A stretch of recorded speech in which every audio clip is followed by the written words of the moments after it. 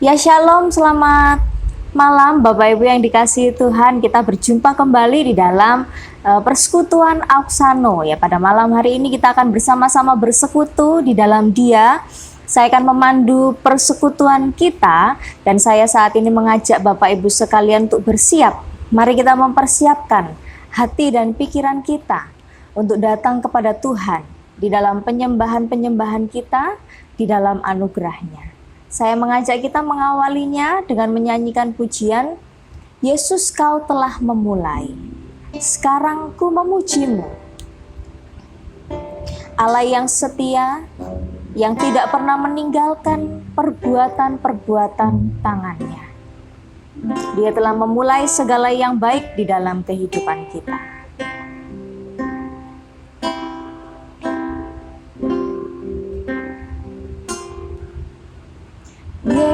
Yesus, kau telah memulai segala yang baik dalamku. Engkau menjadikanku serupa gambaran-Mu dan berharga di mata-Mu.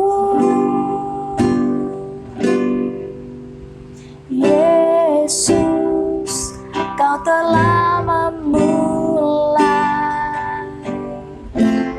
karya yang mulia dalamku.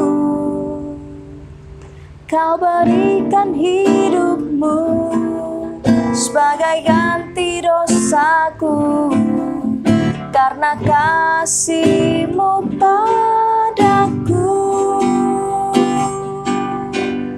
Sekarang ku memuji-Mu, Allah yang setia, yang tak pernah meninggalkan perbuatan tangan-Mu.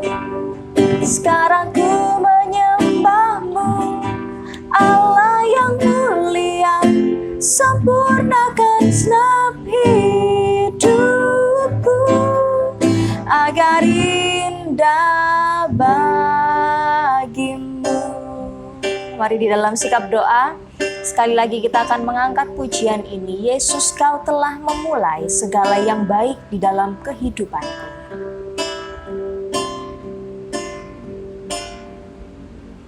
Yesus, kau telah memulai segala yang baik dalamku. Engkau menjadikanku serupa gambaran-Mu dan berharga di mata-Mu. Yesus, kau telah memulai karya yang mulia dalamku. Kau berikan hidup-Mu sebagai ganti dosaku, karena kasih-Mu padaku.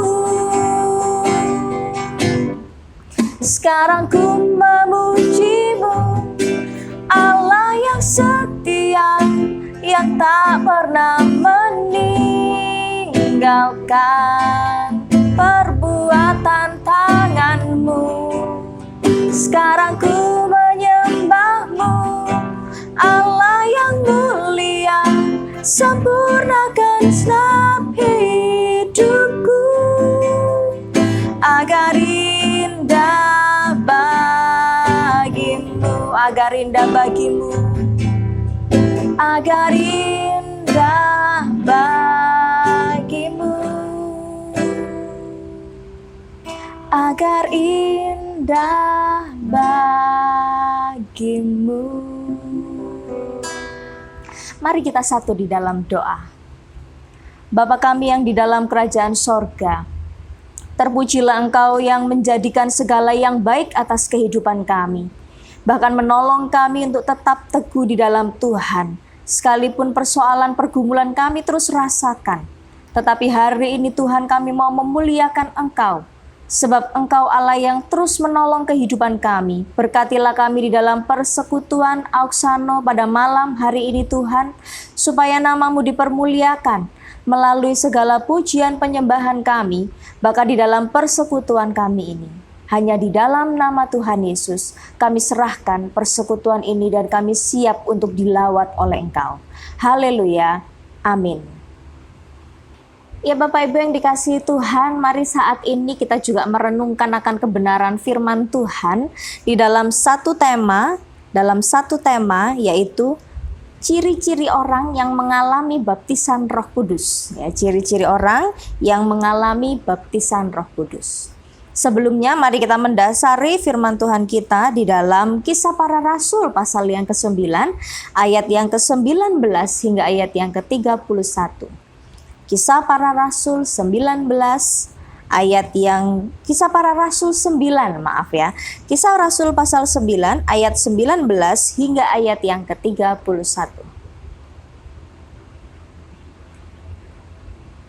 Saya akan membacakan bagian ini bagi kita. Mari Bapak Ibu sekalian menyimak di dalam Alkitabnya masing-masing atau menyimak pembacaan firman Tuhan yang saya akan bacakan bagi kita. Kisah Para Rasul 9 ayat 19 sampai 31. Saulus dalam lingkungan saudara-saudara. Dan setelah ia makan, pulihlah kekuatannya.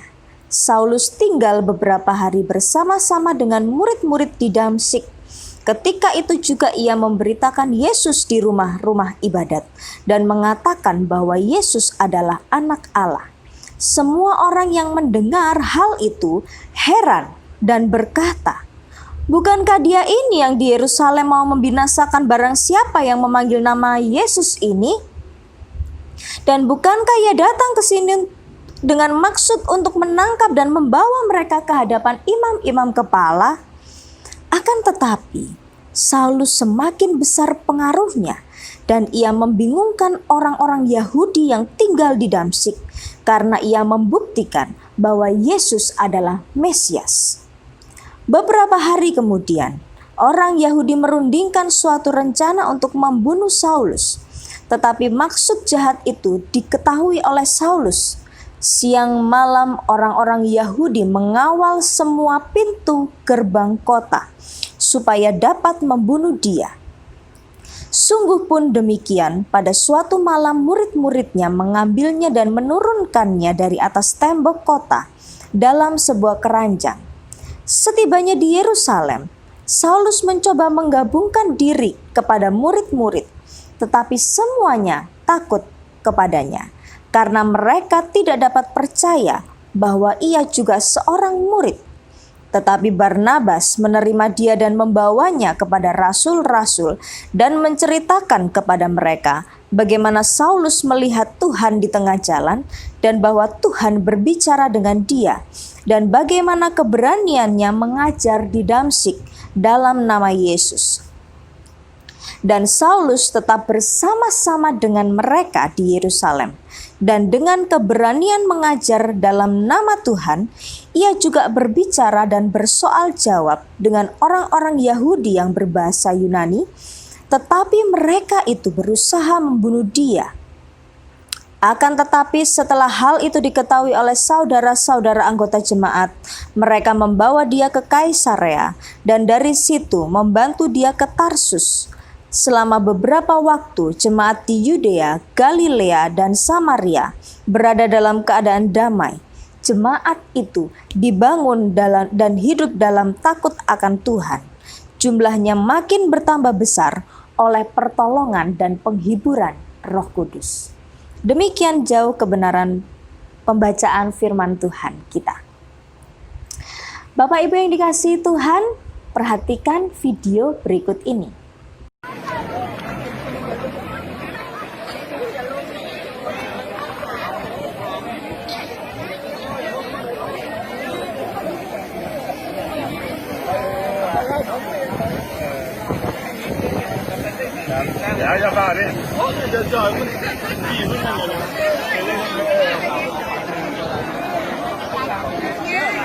ไม่ดีอย่างฝังไปนี้ทิ้งไปนี้ไม่ต้องตัดสินไปเนาะในพระนามพระเยซู Tuhan, dalam nama Amin. Apakah setelah Bapak Ibu menyaksikan video yang baru saja tampil, Bapak Ibu kembali diingatkan pada waktu pertama kali dibaptiskan, mempersiapkan diri dibaptis ya.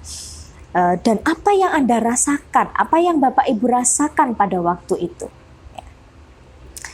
Apakah ketika Bapak Ibu ada satu waktu di mana kita merasa benar-benar sangat dekat dengan Tuhan?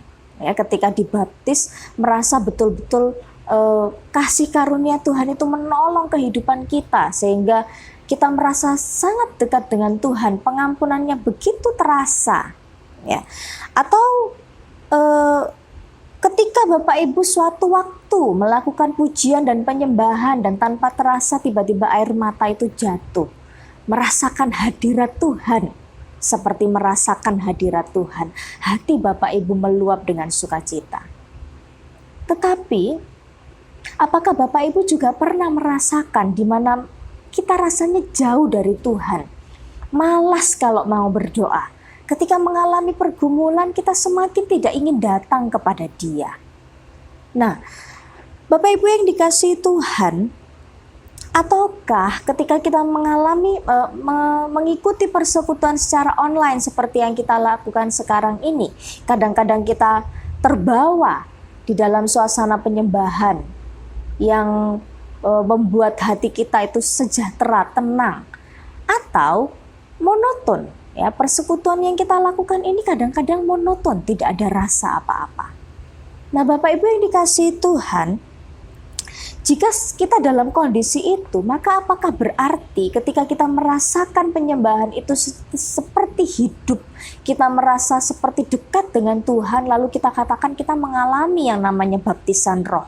Tetapi ketika kita tidak mengalami semuanya itu, kita juga mengatakan bahwa saya belum mengalami baptisan roh. Jadi Roh Kudus kadang ada, kadang bisa dirasakan, tapi kadang juga tidak bisa dirasakan. Apakah demikian yang namanya baptisan Roh Kudus? Pada waktu rasul-rasul, murid-murid Tuhan itu diutus oleh Yesus untuk memberitakan Injil, terlebih dahulu mereka dikatakan supaya mereka tinggal dan menunggu untuk menerima baptisan Roh Kudus itu yang akan diberikan kepada mereka. Apakah kita sendiri juga mengalami hal seperti itu? Nah, kita akan belajar bersama-sama pada hari ini untuk mengevaluasi sebenarnya ketika para rasul itu menerima Roh Kudus, maka apa ciri-cirinya? Ketika kita mengalami lawatan Roh Kudus, baptisan Roh Kudus, apa ciri-ciri yang kita rasakan, ciri-ciri yang kita alami, dan ciri-ciri yang bisa dilihat oleh orang-orang yang ada di sekitar kita?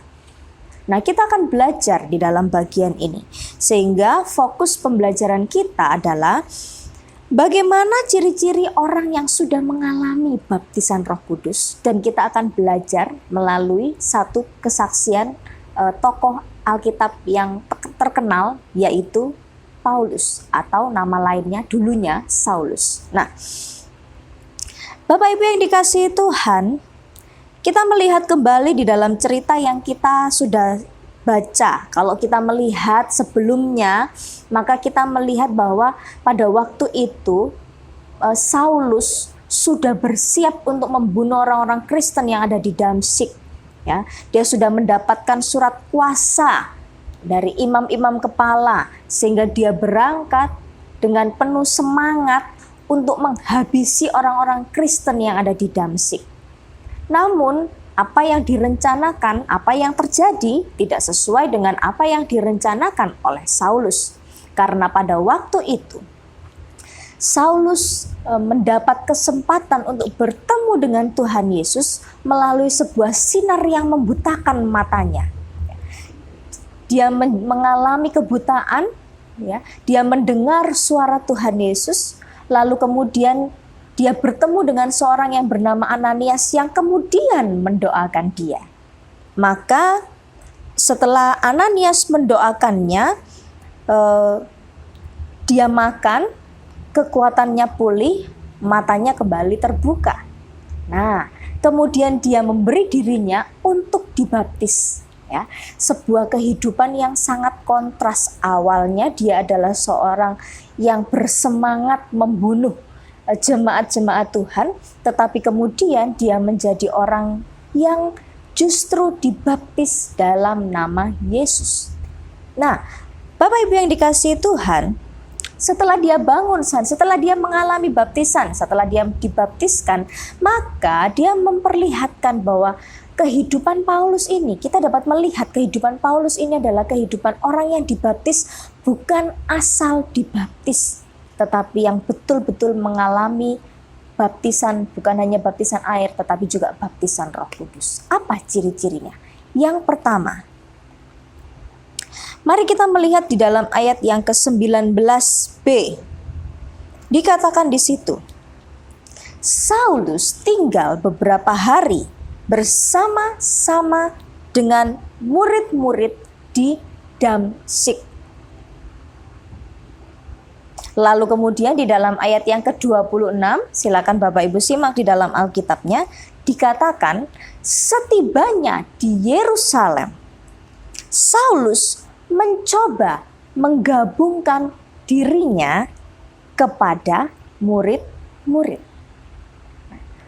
Bapak Ibu yang dikasihi Tuhan, ada sebuah ciri yang menarik di sini yang bisa kita lihat dari sebuah pertobatan yang dialami Paulus, sehingga kita tahu bahwa pertobatannya adalah pertobatan yang sejati. Dia tidak hanya dibaptiskan dengan air, tetapi juga Roh Kudus melawat dia. Sehingga yang pertama, ciri yang pertama adalah mencintai persekutuan.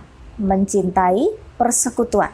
Ini bisa kita lihat di dalam 2 ayat yang tadi kita perhatikan. Kata menggabungkan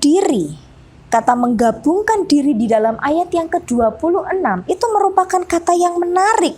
Mengapa? Karena kata menggabungkan diri ini juga merupakan kata Yunani yang sama yang dipakai di dalam Matius pasal 19 ayat yang ke-5 ketika dikatakan di situ bahwa seorang laki-laki akan bersatu dengan istrinya, menjadi satu. Apa maksudnya Bapak Ibu yang dikasihi Tuhan? Kata menggabungkan diri yang dipakai di dalam ayat yang ke-26 ini menunjukkan bahwa ketika Saulus yang baru dibaptis itu memiliki kerinduan untuk menyatukan hatinya, dirinya, hidupnya, pikirannya kepada murid-murid Kristus. Ini sebuah tanda orang yang hidup di dalam Kristus. Maka orang itu tidak ingin dipisahkan dengan Kristus. Dia tidak ingin dipisahkan dari komunitas yang menyembah Kristus. Sehingga dikatakan dia menggabungkan diri.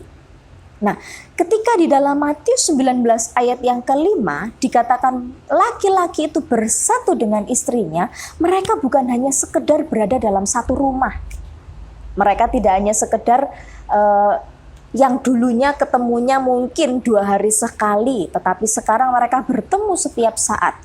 Bukan hanya itu, tetapi di dalam bersatu dengan istrinya itu ada aspek pengenalan. Ada aspek memahami, ada aspek mempelajari karakter dan kepribadian dari istrinya ini, dan kemudian dalam sebuah komitmen untuk hidup saling melekat. Hidup saling melekat di dalam hari demi hari, kehidupan yang saling melekat antara satu dengan yang lain, saling tolong-menolong di dalam kasih Kristus.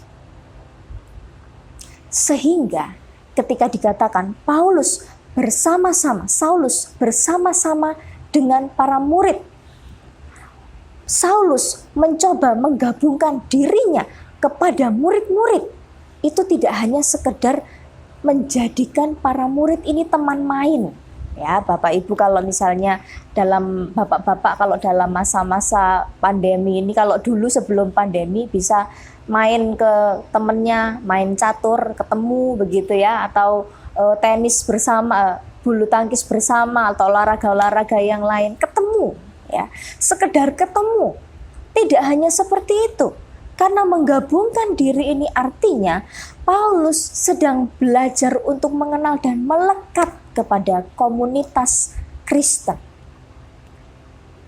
Saulus yang mencoba menggabungkan dirinya kepada murid-murid itu tidak akan pernah mau menggabungkan dirinya sebelum jika dia belum menggabungkan dirinya, menyatukan hatinya dengan Kristus. Sehingga bagaimana Saulus bisa mencintai persekutuan dengan murid-murid Kristus? Pertama, karena dia sudah mencintai Kristus. Dia sudah mengenal Kristus, mengalami Kristus, dan mencintai Kristus. Sehingga dimanapun dia berada, yang dia cari adalah komunitas orang-orang yang menyembah kepada Kristus. Ini yang pertama. Sehingga ciri-ciri orang yang mengalami baptisan Roh Kudus itu adalah yang pertama, dia mencintai persekutuan. Dia mencintai persekutuan dengan orang-orang Kristen. Dia mencintai persekutuan dengan Allah. Dia mencintai persekutuan dengan menyembah Tuhan. Ini yang pertama.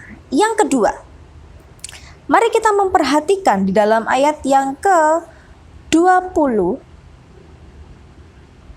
Dikatakan di dalam ayat yang ke-20, ketika itu juga ia memberitakan Yesus di rumah-rumah ibadat dan mengatakan bahwa Yesus adalah anak Allah.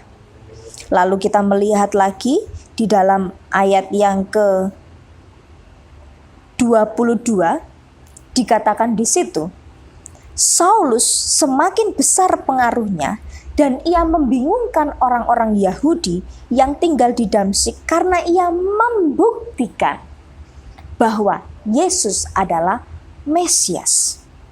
Lalu kemudian satu lagi di dalam ayat yang ke-28 dikatakan di situ, Saulus tetap bersama-sama dengan mereka di Yerusalem dan dengan keberanian mengajar dalam nama Tuhan. Bapak Ibu yang dikasihi Tuhan, ketika dikatakan dalam ayat yang ke-20, Saulus itu memberitakan Injil, maka kondisi yang mau diceritakan melalui kata memberitakan Injil ini, ya, dari kata Yunaninya, dari bahasa Yunaninya, itu adalah sebuah tindakan yang berkelanjutan. Sebuah tindakan yang adalah dampak dari apa yang sudah terjadi sebelumnya. Terus gitu ya. Ibarat kalau Bapak Ibu naik tangga, ya, kalau naik tangga maka kita naiknya pasti ke atas, ya. Namanya naik pasti ke atas. Kalau turun ke bawah, tidak ada orang yang naik ke bawah atau turun ke atas, tidak ada. Dia akan terus naik menuju ke atas. Ada sebuah tindakan yang bukan semakin menurun tetapi semakin meningkat. Ya, jaraknya sudah semakin ke atas, semakin naik. Itu sebuah tindakan lanjutan, dampak. Ketika kita bekerja, maka dampaknya adalah Bapak Ibu menerima gaji. Ya. Ketika Bapak Ibu mandi, maka dampaknya adalah badan Bapak Ibu bersih. Ketika Bapak Ibu olahraga, maka dampaknya adalah Bapak Ibu sehat. Ya. Dan ketika Bapak Ibu berolahraga, maka dampaknya adalah besok Bapak Ibu pasti mau berolahraga lagi. Supaya semakin dan terus-menerus menjaga kesehatan. Nah, di dalam bagian ini, memberitakan Injil itu merupakan sebuah tindakan lanjutan yang otomatis akan dilakukan ketika orang itu mengalami pertobatan yang sejati. Mulutnya tidak akan diam. Bapak Ibu yang dikasihi Tuhan, saya ingat pada waktu saya mulai belajar naik motor. Ya. Waktu pertama kali belajar naik motor, ya ngawur, masih tidak seimbang, hampir mau jatuh, bahkan sudah jatuh, berkali-kali jatuh. Ya. Tetapi kemudian ada satu hari di mana saya sudah mulai bisa mengendalikan motor. Meskipun tidak sangat mahir, tetapi paling tidak saya sudah bisa naik motor ketika ada di jalanan. Saya sudah mulai berani dan sudah mulai mengarahkan diri kepada arah yang benar, tidak ngawur haluannya. Nah, ketika saya sudah bisa naik motor itu, kemudian saya pulang ke rumah, saya sangat bersuka cita. Saya ceritakan kepada orang tua saya sudah bisa naik motor. Dan ketika itu saya punya pikiran, punya perasaan bahwa kemana lagi ya yang bisa naik motor. Nah, saya mencari-cari alasan untuk pergi ke suatu tempat supaya saya bisa naik motor, untuk menunjukkan bahwa saya sudah bisa naik motor. Ini merupakan sebuah sukacita yang saya dapatkan ketika saya sudah mengerti tentang apa itu mengendarai sepeda motor. Nah, Bapak Ibu yang dikasihi Tuhan, ketika Saulus bertemu dengan Yesus, ketika Yesus itu berkata kepada dia dalam sinar yang sangat terang itu, Saulus, Saulus, mengapa engkau menganiaya aku? Lalu kemudian pikirannya, pandangan awalnya yang melihat Yesus itu sebagai musuh, yang melihat murid-murid Yesus itu sebagai orang yang harus dibinasakan, yang melihat orang-orang Kristen itu sebagai sasaran untuk dibunuh, dia kemudian berubah secara drastis melihat dan mengasihi mereka. Dia penuh dengan sukacita, dia menjadi orang yang hidup. Maka mulutnya tidak bisa terdiam. Dia harus ke sana kemari dan memberitakan.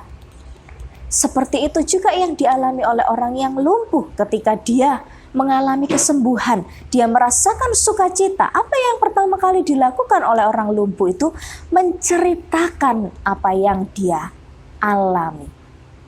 Ketika si perempuan yang berzina itu diampuni dosanya, apa yang kemudian dia lakukan? Dia menceritakan pengampunan itu. Ketika orang buta itu dicelikkan matanya, apa yang dia lakukan pertama kali? Menunjukkan kepada banyak orang bahwa dia sudah melihat dan itu karena kuasa Yesus Kristus. Bapak Ibu yang dikasihi Tuhan, seharusnya dalam kehidupan kita sebagai orang yang sudah mengalami Kristus, maka mulut kita tidak akan pernah berhenti untuk menyaksikan tentang siapa Dia dan apa yang Dia lakukan dalam kehidupan kita. Sehingga Bapak Ibu yang dikasihi Tuhan, di dalam Yesaya pasal yang ke-50 ayat yang keempat juga dikatakan di situ bahwa lidah seorang murid, ya, dikatakan Yesaya di dalam doanya, berikan aku lidah seorang murid supaya aku memberikan semangat kepada yang letih lesu, ya. Sehingga orang-orang yang sudah mengalami Kristus, orang-orang yang sudah menjadi murid, orang-orang yang sudah mengalami baptisan Roh Kudus, dimuridkan, maka mulutnya, lidahnya adalah lidah seorang murid yang di dalam perkataannya dia tidak memberitakan tentang kebohongan, dia tidak memberitakan tentang berita-berita menakutkan, dia tidak memberitakan tentang mengecewakan orang lain, tetapi dia memakai perkataannya untuk memberikan semangat kepada yang letih lesu, memberitakan kabar damai, sejahtera, dan pengharapan, dan memberitakan tentang Kristus yang adalah sumber dari damai sejahtera itu sendiri. Refleksinya bagi kita Bapak Ibu yang dikasihi Tuhan. Yang pertama, sudahkah Bapak Ibu mencintai persekutuan? Hari-hari ini kita mengalami tantangan yang luar biasa. Kita mengalami sebuah ancaman secara rohani di mana persekutuan, kedekatan itu sedang mulai dikikis melalui masa-masa pandemi. Kita hanya bisa bertemu lewat online.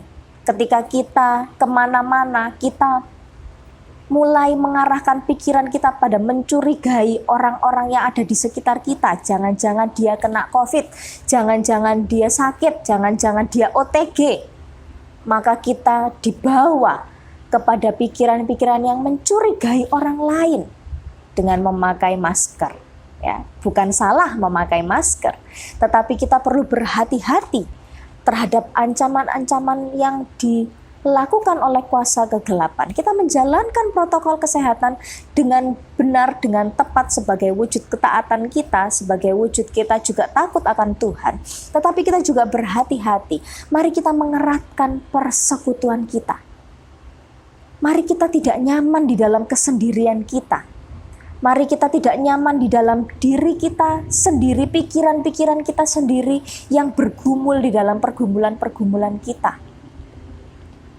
Marilah kita mulai mengarahkan supaya kita saling mendoakan satu dengan yang lain sebagai wujud kita terus menjaga persekutuan itu. Kita mencintai persekutuan itu. Kita terus dikikis juga persekutuan kita dengan Tuhan melalui pergumulan-pergumulan yang kita alami. Orang sulit melihat kebaikan Tuhan, maka apa yang kita lakukan? Apakah Tuhan itu benar-benar mengasihi kita? Hati-hati dengan pikiran-pikiran seperti itu, Bapak Ibu yang dikasihi Tuhan. Kita juga dihadapkan di dalam persoalan-persoalan. Mungkin saat ini Bapak Ibu mengalami persoalan rumah tangga, komunikasi yang tidak baik antar suami dan istri, konflik-konflik yang kemudian terjadi dan tidak ingin diselesaikan, membuat kita tidak ingin bersekutu tetapi semakin ingin berpisah dengan keluarga kita. Hati-hati. Ciri orang yang mengalami baptisan Roh Kudus adalah dia mencintai persekutuan. Yang kedua, bagaimana mulut kita mengatakan perkataan-perkataan? Apakah perkataan yang kita keluarkan dari dalam mulut kita adalah perkataan yang memberkati orang lain? Perkataan berkat kepada orang lain? Atau perkataan-perkataan yang memberitakan Yesus? Atau jangan-jangan mulut kita memberitakan hoax, ya, memberitakan berita-berita yang tidak benar? Atau jangan-jangan mulut kita adalah mulut yang memberitahukan, mengeluhkan, bersungut-sungut tentang persoalan pergumulan? Atau mulut yang membicarakan keburukan-keburukan orang lain? Bergosip, ya, bergosip. Ketika kita bergosip itu akan segala bentuk ekspresi itu muncul, tetapi bukan itu yang dikehendaki Tuhan. Tuhan menghendaki perkataan kita adalah perkataan yang dikatakan dengan tulus dan perkataan-perkataan yang mendatangkan semangat kepada orang yang letih lesu. Marilah kita menghidupi ciri-ciri mengalami baptisan Roh Kudus, mencintai persekutuan, mendekatkan diri kita kepada Tuhan, bersekutu dengan persekutuan yang benar dengan Tuhan, dengan sesama kita orang-orang Kristen, dengan keluarga kita. Jangan izinkan kuasa kegelapan masuk di dalamnya dan mengacaukan persekutuan kita. Dan yang kedua, pakailah mulut kita untuk memberitakan damai sejahtera. Lidah seorang murid memberikan semangat kepada yang letih lesu. Kiranya Tuhan memberkati firman-Nya. Saya akan mengajak Bapak Ibu untuk bersama-sama berdoa. Pertama mengucap syukur untuk firman Tuhan. Dan yang kedua kita bersama-sama berdoa untuk keluarga kita. Mari kita membentengi keluarga kita dengan kuasa darah Tuhan. Supaya kuasa-kuasa kegelapan tidak mengacaukan persekutuan di dalam rumah tangga kita, menimbulkan perpecahan antara suami, istri, ayah, anak, ibu, anak, dan yang lainnya. Mari berdoa supaya Tuhan menolong, karena waktu-waktu ini waktu-waktu yang sulit. Secara ekonomi kita sulit, pendidikan kita sulit, rekanan relasi satu dengan yang lain kita sulit. Mari berlutut bersama-sama berdoa minta pertolongan Tuhan. Saya akan memimpin kita di dalam doa. Bapa dalam kerajaan surga, terima kasih untuk pertolongan-Mu dalam pemberitaan firman Tuhan pada hari ini. Tuhan, kiranya Engkau menolong kami. Berikanlah kami anugerah-Mu supaya kami hidup selayaknya orang-orang yang sudah mengalami pertobatan yang sejati. Kami mencintai persekutuan. Kami mempergunakan mulut kami dengan benar menyatakan damai sejahtera-Mu. Tetapi jika saat ini ada di antara kami yang belum mengalami pertobatan yang sejati, yang kami masih terus menghambakan diri kepada dosa, tolong kami Tuhan. Layanilah kami Tuhan. Selesaikanlah jiwa kami Bapa, supaya kami hidup di dalam kebenaran-Mu. Kami saat ini berdoa menyerahkan untuk keluarga-keluarga kami, Jemaat GKK Sidoarjo, yang saat ini mungkin mengalami perpecahan, mengalami konflik di dalam rumah tangga. Di dalam nama Yesus, Tuhan tolong kami. Persatukan kami ya Roh Kudus, sebab Engkaulah Allah pemersatu bagi kami. Berikan kami cinta kasih, supaya kalau ada di antara kami yang mengalami godaan-godaan untuk tidak setia, kami berdoa dalam nama Yesus, Tuhan tolong kami. Jika di antara kami penuh dengan amarah, penuh dengan kesalahpahaman satu dengan yang lain dalam keluarga kami, Tuhan tolong kami, bahwa kami percaya kepadamu.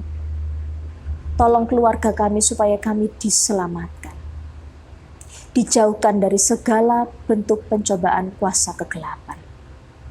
Terima kasih ya Tuhan. Kami memohon pertolongan-Mu supaya Engkau campur tangan di dalam keluarga kami. Supaya kami menjadi murid-murid Kristus yang terus berjuang. Kami memohon pertolongan Tuhan juga pada saat ini. Kami berdoa teringat kepada jemaat-jemaat Tuhan yang berusia lanjut, yang saat ini mungkin sedang bergumul di dalam sakit penyakit mereka Tuhan tolong.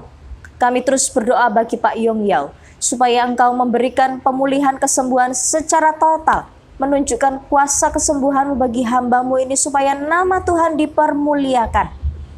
Kami juga berdoa bagi jemaat Tuhan yang lain, supaya Engkau menolong. Kami berdoa untuk pemulihan dari Pak Sugijo, supaya Engkau juga yang akan terus menguatkan, menolong hamba-Mu, memberikan hati yang gembira, semangat yang terus-menerus berkobar di dalam Tuhan.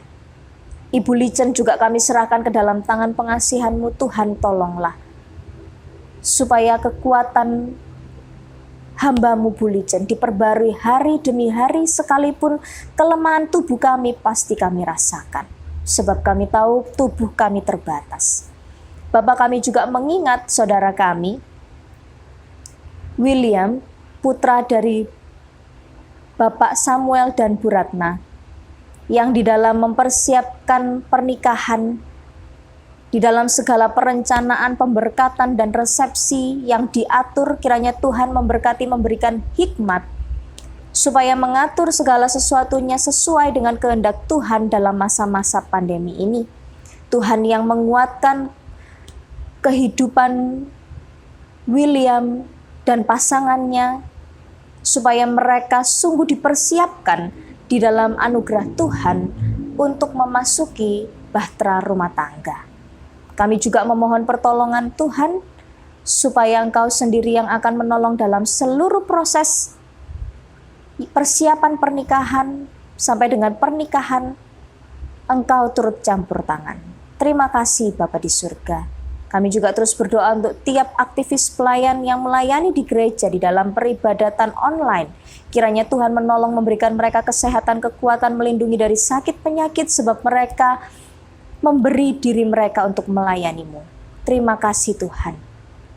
Inilah doa kami, inilah syafaat kami, yang kami naikkan hanya di dalam Kristus Yesus Tuhan dan Juru Selamat kami, yang terus menuntun kami di dalam segala kebenaran-Mu. Di dalam nama Yesus, kami memeteraikan doa kami. Amin.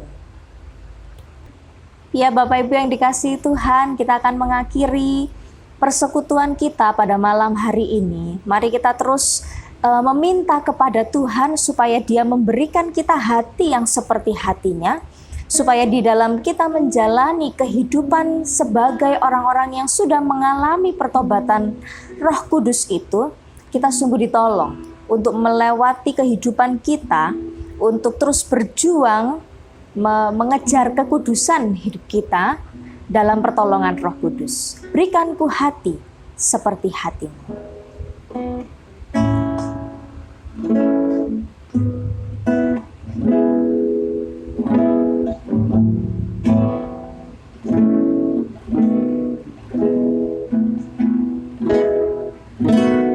Berikanku hati seperti hati-Mu, yang penuh dengan belas kasihan.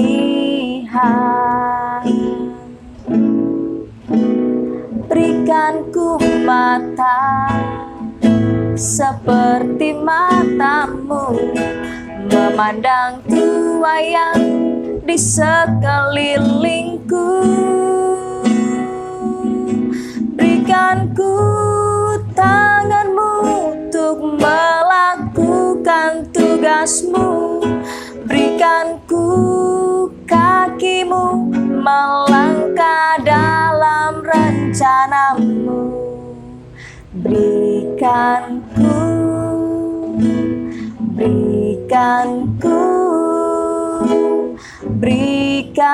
ku hatimu. Sekali lagi, berikan ku hati seperti hatimu. Berikan ku hati seperti hatimu yang penuh dengan belas kasihan. Berikan ku mata seperti matamu memandang tua yang di sekelilingku. Berikan ku tanganmu untuk melakukan tugasmu.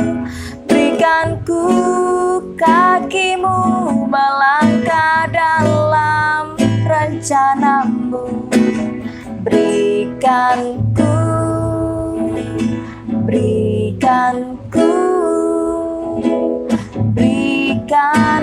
hatimu. Berikan ku hatimu. Berikan ku hatimu. Mari kita mengakhiri persekutuan kita di dalam doa. Bapa di dalam kerajaan surga, sekali lagi kami bersyukur atas pertolongan Tuhan bagi kami di dalam persekutuan malam hari ini. Tolong kami Tuhan, supaya kami menunjukkan ciri-ciri sebagai orang-orang yang telah mengalami lawatan-Mu, dibaptis oleh Roh-Mu, yang ketika kami melakukan segala sesuatu, kami melakukan hanya untuk hormat kemuliaan bagi nama-Mu. Kami memberitakan tentang Engkau, kami mencintai Engkau, kami mencintai persekutuan di dalam Engkau. Tolong kami ya Tuhan, jadikan kami saksi-saksi-Mu yang hidup. Karena itu izinkan kami terus melihat, terus merasakan, terus peka terhadap kebaikan-kebaikan-Mu dalam kehidupan kami. Kami mengakhiri persekutuan kami ini Tuhan, tapi kiranya kasih setia Tuhan tidak pernah meninggalkan kami. Kiranya kasih karunia dari Allah Bapa kita, damai sejahtera dalam Kristus Yesus, kekuatan dan persekutuan dari Allah Roh Kudus, menyertai setiap kita dari saat ini hingga Tuhan datang kembali. Amin. Sampai jumpa di dalam persekutuan Auksano pada bulan yang akan datang. Kita terus setia, ya, harus selalu ingat yel-yel kita, be disciple to love Jesus, menjalani hari-hari di dalam kasih karunia-Nya. Tuhan Yesus memberkati.